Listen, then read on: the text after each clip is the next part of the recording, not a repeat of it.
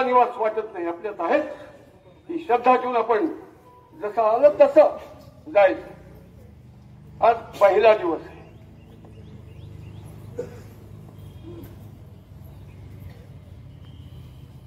तुकोबाला आहे म्हणजे पांडुरंगा तुझ्या दारात येतोय, काय येतोय आणि तुझ्याच काळजात राहतोय.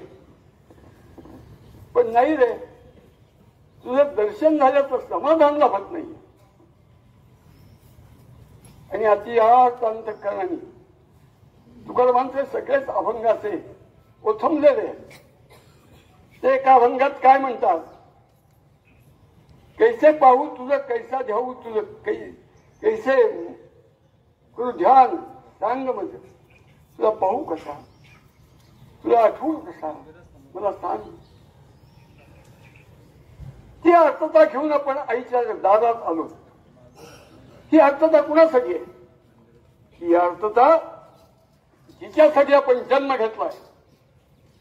जन्माची आईच आहे, परंतु त्या आईबरोबर आपली एक श्रद्धा असली पाहिजे. गंगा माता, गीता माता, गो माता, वेद माता, भारत माता, तुळजा माता, जन्मदाती माता, या 7 माता एकच आहे, रूप वेगळी आहे. आपण या 7 मातांच्यासाठी जन्म घेतलाय. मग पान फेडलं पाहिजे. ज्या पुढे जन्माला आलो तिचे उपकार अनन्य अनन्य अनंत उपकार आहे. ते उपकार फेडण्याची ताकद मला मिळते. पण ती ताकद कुणाला मिळते? त्याचं काळीज आत आहे, त्याचं काळीज एकनिष्ठ आहे. त्याच्यात लवले सुखाचा, स्वार्थाचा, पापाचा नाही, अशा काळजाला ती ताकद मिळते. आपण तसे होऊ शकतो सगळेजण.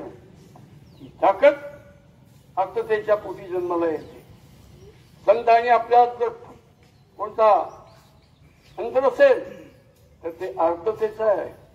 आज अंतःकरण आपण दुर्गा मातेच्या, काली मातेच्या, चंडी मातेच्या पायाशी मागूया.